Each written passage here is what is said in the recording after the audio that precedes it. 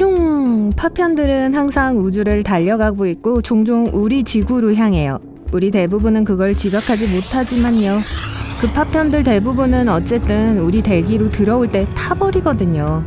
우린 맑은 밤하늘에서 밝은 불꽃을 즐길 수 있어요. 왜냐하면 때때로 우리가 그걸 순간 유성으로 보기 때문이에요. 하지만 가끔 운석은 대기에서 살아남을 만큼 충분히 단단하고 우리 지구에 주목할 만한 자국을 남길 만큼 충분히 큽니다. 원형에 가까운 파져있는 구멍에 대한 이야기를 해보려고요.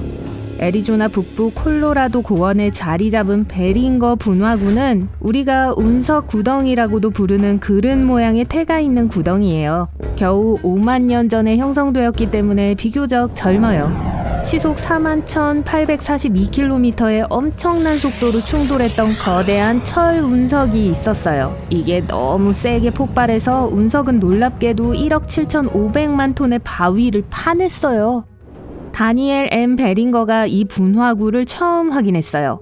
베링거는 이 구덩이가 유성이 우리 행성을 강타한 결과라고 강력하게 믿었지만 많은 과학자들은 그걸 믿지 않았죠. 베링거는 자신의 이론을 증명하기 위해 이 분화구를 조사하는데 몇 년을 보냈어요. 그것뿐만 아니라 유용한 금속 내용물을 몇 가지 찾기를 희망했지만 한때는 꽤 큰 운석이었던 주요 부분은 충돌 중에 파괴되었을 거예요. 카알리 분화구, 처음에는 수영하기 좋은 곳을 보는 것 같죠. 하지만 7,500년 전 또 다른 운석이 지구를 향했어요. 우리 행성의 대기를 지나가는 동안 운석은 산산조각이 나서 우리 행성을 덮쳤어요.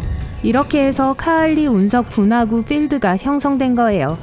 에스토니아 섬 중 하나에 위치한 9개의 운석 분화구 무리가 에스토니아 카알리 마을에 있어요. 가장 큰 분화구는 너비가 110m고 깊이가 22m나 됐어요. 나머지 8개의 작은 구멍들은 큰 구멍 바로 주변에 있어요. 오늘날은 관광 명소지만 그곳에 살았던 선사시대 조상들이 이 거대한 바위들이 하늘에서 떨어지는 걸 보면서 얼마나 당황했을지 상상해보세요. 또 이 섬의 표면이 숲으로 덮여 있었을 가능성도 있지만 아마도 충돌 중에 모두 타버렸을 거예요. 남아프리카 공화국에도 보물이 있어요. 세계에서 가장 크고 오래된 브레데포트 충돌구예요. 20억 년 이상 전에 지름 10km의 운석이 우리 지구의 오늘날의 남아프리카의 요하네스버그 근처를 강타했어요. 이 충돌은 공룡을 멸종시킨 충격보다 거의 2배나 더 강력했어요. 운석이 땅에 부딪힌 직후 분화구가 형성됐죠. 그 구멍은 아래 바위가 반등하기 시작하면서 얇고 넓어졌습니다. 게다가 벽은 무너졌고요. 이 지점을 강타한 운석의 지름은 아마도 10에서 15km 정도였을 거예요. 만약 지구에 충돌하는 천체가 1km보다 더 크면 세계적인 수준에서 영향을 미칠 수 있어요. 그래서 이게 아마도 전 세계에 화재를 일으켰을 거예요. 또 아마도 엄청난 양의 먼지가 대기로 올라가 몇 달, 어쩌면 몇 년 동안 기후를 변화시켰을지도 몰라요. 로나르 분화구는 약 200년 전에 발견된 인도 남부에 있는 놀라운 장소예요. 구덩이는 6,500만 년 전에 일어난 이 지역의 격렬한 화산 폭발로 인해 남은 현무암 지람이 있는 큰 평원 안에 있어요. 과학자들은 처음에 그게 화산 분화구인 줄 알았어요. 하지만 곧 5만 년 전에 강력한 운석 충돌의 결과라는 걸 깨달았죠. 현무암 지람이 얼마나 독특한지 보세요. 로나루 분출구는 이런 종류의 암석으로 형성된 유일한 거예요. 낮은 분화구 언덕을 가로질러 나무들이 있어요. 그리고 여기에서 칭카라, 공작새, 가젤과 같은 여러 흥미로운 종들을 발견할 수 있어요. 게다가 많은 철새들이 추운 겨울에 호수로 몰려드는 것도 볼 수 있어요. 네, 거기에 호수가 있는데 알칼리성이면서 염분도 있어요. 2020년에 호수색이 장밋빛 분홍색으로 바뀌어서 지역 사람들을 놀라게 했어요. 처음에는 이상해 보였지만 과학자들은 그 특유한 색이 분홍색 색소를 만들어내는 특정 유형의 염분을 좋아하는 미생물의 개체수가 증가하면서 생긴 결과라는 걸 발견했죠. 이곳은 인도 신화에서도 중요한 곳이라 가장자리 주변에 사원이 여러 개 있어요. 여기 진짜 놀라운 게 있어요. 라이에스 분화구 내부 고리 안에 마을 전체가 들어가 있어요. 여긴 독일의 작은 마을이에요. 이 충격의 전체 결과물은 공중에서만 볼 수 있어요. 마을 벽은 지름이 약 1km에 달하는 이 분화구의 내부 고리를 강조해줘요.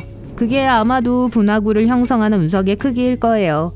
분화구가 침식되었기 때문에 나머지 부분은 쉽게 구별할 수 없을 거예요. 비와 바람과 같은 자연적인 힘이 그걸 변화시켰다는 걸 의미하죠. 웅가바 고원의 중심에는 놀라운 핑구 아루이트 분화구가 있어요. 그 분화구에는 여러분이 찾을 수 있는 가장 순수한 물인 아주 깨끗한 빗물이 있어요. 그 지역의 다른 호수들과 어떤 식으로도 연결되어 있지 않고 다른 호수로부터 물을 공급받지도 않아요. 그곳의 물은 눈과 비로 인해 축적된 거예요. 증발할 때만 물이 사라져요. 거의 267m의 깊이는 분화구의 풍부한 지리학적 과거를 보여주는 창문과 같아요. 과학자들은 코발트, 니켈, 그리고 철과 같은 다양한 원소들을 발견했는데 그게 이것의 모체가 어떤 식으로든 변형되지 않은 특정한 종류의 운석이라는 걸 결정하는 데 도움이 됐어요. 모체는 하나의 운석 또는 운석 전체 부류가 기원하는 천체예요. 핑구아루이트 분화구는 100만 년 전에 형성되었어요. 심지어 원형 배열로 놓여진 돌의 흔적과 석굴도 있어요. 이 지역에 살던 사람들은 분화구의 산등성이에 캠프를 차리곤 했죠. 동물을 잡는 동시에 안전하게 지낼 수 있는 좋은 위치였던 거예요. 호주는 세계에서 가장 매력적인 몇몇 분화구들의 고향이에요. 호주 서쪽에서 거대한 울프 크릭 분화구를 찾아볼 수 있어요. 그레이트 샌디 사막의 가장자리에 있는 세계에서 두 번째로 큰 분화구죠. 10만 년도 더 전에 한 유성이 사막에 충돌하기 전에 초당 17m의 미친 속도로 이동하고 있었을 가능성이 높아요. 과학자들은 20세기 중반에 이걸 발견했지만 지역 사람들은 훨씬 그 전부터 그것에 대해 알고 있었어요. 현지인들은 그 분화구에 대한 많은 문화적 이야기를 갖고 있었어요. 그중 하나가 믿을 수 없을 정도로 큰 2마리의 조상뱀들이 사막을 가로질러가면서 울프와 근처의 스터트 크릭을 형성했다는 거예요. 그 거대 뱀들 중 하나는 땅에서 태어났고 그게 오늘날 큰 분화구가 있는 곳이에요. 바위가 그렇게 단단하진 않아서 그곳을 오르는 건 위험해요. 하지만 그곳에서 갈색 고리꼬리 왕도마뱀이 점심으로 곤충을 잡거나 메이저 미첼 유황 앵무새가 분화구 바닥에서 자라는 식물에서 씨앗을 집어먹는 것과 같은 몇몇 흥미로운 동물들을 볼 수 있어요. 호주의 또 다른 꼭 봐야 할 분화구는 고세스 블러프예요. 이곳은 제임스 산맥과 맥도넬 산맥 사이에 낀 대륙 중심부예요. 문화적으로 아주 중요한 곳인 만큼 방문하게 된다면 출입이 금지된 지역을 나타내는 표지판을 존중해주세요. 거대한 유성이 1억 4천만 년도 전에 우리 지구와 충돌했어요. 정말 오래전이라서 원래의 분화구는 시간이 지남에 따라 침식되었어요. 하지만 오늘날에도 그 중심부를 볼 수 있어요. 거의 지름이 4.5km 정도 되는 언덕의 중심고리를요. 자, 여긴 화성에 와 있는 것 같지 않으세요? 사실 여긴 알제리 남서쪽의 그 유명한 암구이드 분화구예요. 10만 년 전에 일어난 유성 충돌의 결과로 본다면 상대적으로 젊어요. 이 분화구는 거의 완벽한 원형 모양을 하고 있어요. 바닥에 있는 흙 유형도 그렇고 그 흙이 단단하게 압축돼 있기도 해서 이 중심은 유달리 평평해요.